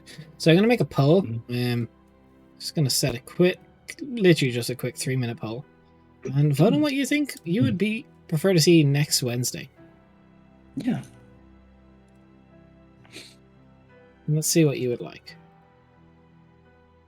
Okay, first things first, we got one vote in for the Tower of the Abyss. Oof. So that would be keeping down the line of, okay, the Republic of Arvergrad, okay. Tower of the Abyss. So we're thinking the Tower of the Abyss is the actual planet that is the Abyss realm, and how we could go into its history of how it got torn apart, the actual demonic lords that we could design and talk about. Or we can go on the Republic of Arvergard that is the actually affected by the Onyx Great Worm. Yes. And is one of the larger states in Gwenthos at the moment. and one of the most up-and-coming ones, probably, in terms of influencing the world. The state the Tower of the Beast is very interesting. That would keep with our current idea plan right now of going through each planet that was shattered by the demonic energies on it, and is now essentially just fragments of a planet just like strung out through space there. Planets on drugs, it's just strung out. Just a high planet. But yeah, I like what we've got for the Great Worms actually. Just to go I am very upset we lost an awful lot of it. But we can go and get the stuff from the stream. Yeah, thankfully we're writing on stream, so we can just pause, write it down, and continue. Literally, because it wasn't too far; it was just a little bit. So I think only 3 votes coming in. The poll is about halfway done. If you could, we'd really appreciate the vote, because obviously the world building streams are best with chat interaction. So if you haven't already, just go ahead and give that poll a vote, just for what you think would be better. Pick between the 2 options, or if you've got a different thing that you really want to see us do something different on, just throw it in chat and we'll think about it and we'll talk about it. Yeah. And hey, if there's anyone out there that watches our games and wants us to flesh something out that they've, even if it's just like a concept or something that comes up in games that they want us to discuss in these chats, let us know, because that's also a purpose for it. Like, hey guys, I heard you mentioning this god or this organization in the world last session. Can you talk about that? Can you explain what it's about? Absolutely. Exactly. This is the time for that. The safety dance. Safety dance. Yeah. This fucking... Thankfully, this has not happened lots, but I swear to God, if I keep doing this, I'm just going to start crying. This is where you need to start writing just backup bullet points, Raf, just in case I fuck it all up. Honestly, I think the real danger is the fact I was about to sing Safety Dance and I had to pull myself back because I realized we're on Twitch and it's like, oh. Yeah, you get 6 seconds before copyright strike comes in. Back from that. All right, so I believe, unless something's about to change, slew of votes, and the Tower of the Abyss. So, all right, so we're going to discuss the Tower of the Abyss and next Wednesday. So, other than that, this is about the 2-hour mark where we kind of keep our world building streams just nice and manageable. But at the end, unfortunately, I have to be a shameless shill where we kind of talk about us as a channel, as a content creator, as that all the good stuff. So, if you liked what you saw today or enjoyed any bit of it, we'd really appreciate a follow. We're pretty small, and every follow means an awful lot to us. We really appreciate it all, and we'd love to have you here. The really good thing to join, we're trying to get it much more active. Please join our Discord server where we can talk about it, because there's some pretty cool stuff in there. There is also, if you want to support us, if you've got Prime, we'll take your Prime. I'll take your Prime. Or sub to us. That's really handy. If you subscribe to the channel or the Patreon for $5 a month on Patreon, or just a sub tier 1 or anything else on Twitch, you get access to our World Anvil. So all of these articles that we put up, they go up on the World Anvil. That's pretty cool. We are also affiliated with as well. Yeah. So check out World Anvil if you haven't. If you want to support us for higher tiers, $10 a month on our Patreon will get you access to all our battle maps. I put in a lot of hours trying to get our battle maps all sorted for every week, and there's a lot of them that go up, and they're really handy. If you haven't, I think it's a very big barrier to entry, is just trying to get your map sorted, and I know when I first started it would have been handy to have something like this. There's a lot of us out there, but if you like ours, consider that. Or if you want to see even more detailed, more spoilery stuff behind the screen, for $15 a month you can access my session report notes for how I feel each session went and how I thought each session could have gone different or didn't go different than how I expected it. Different branching pathways that they could have taken and what that will look like that they didn't or that they did. Also, we're getting into a bit of class design, subclass design, race design, and sub-race design. For now and until the end of August. Our first subclass, the College of the Brass Lungs, a subclass of bard dedicated to being a town crier that uses a large spectral bell to both beloved and annoy your friends. It will be free until the end of August. Please check it out. It would mean an awful lot to us. It'd be really cool. We put a lot of work into it. We even got art commissioned by our own artist in-house, Daria. She's very talented. Until then, please join our Discord. It's on there as well. We're going to talk about it on Discord. There's a channel dedicated to it. We'd love to hear your thoughts. And we'd really, really appreciate it. And we will see. Yeah. We are going to be live again on Monday, Sunday, and Wednesday. So our next day live will be this coming Sunday, 12 p.m. GMT +1. So for reference, it's 6 right now. So we will be talking and continuing our Into a Serious mini campaign, a 4-part mini series, which we are on episode 3 of, where the party is delving into hell to get back a book that is tearing the cosmos apart by letting the devils of hell freely traverse into the prime material. On Monday, we're with our regular main game, Kingslayers, which is great. And then Wednesdays, we do this. Raph, you have any outro thing you want to say before we go out? No, nothing. I think you've covered it all. But yes, I think it's also worthwhile to note that in terms of the main game, we are 20 sessions in, but we are working on trying to put a recap together to catch people up to speed if they've entered in late for previous sessions. So hopefully that will be coming out at some point. Yes, we're working on a story so far as well. Yes, so yeah, we're working on a story so far, and each week we're putting out from now on a recap on the previous session that happened. So it'll be much more accessible to anyone looking to enter. Okay. So with that, we are going to go ahead and end the stream and raid out. We're going to raid someone we haven't before. There's Cariacidemia. She's doing some backstory stuff. We haven't raided her before, so we're going to go out and do that one. I know we're only small today, but we're going to do it anyway. So thanks for being with us. Thank you for hanging out. We'll see you hopefully on Sunday or next week, whenever suits you best. Bye.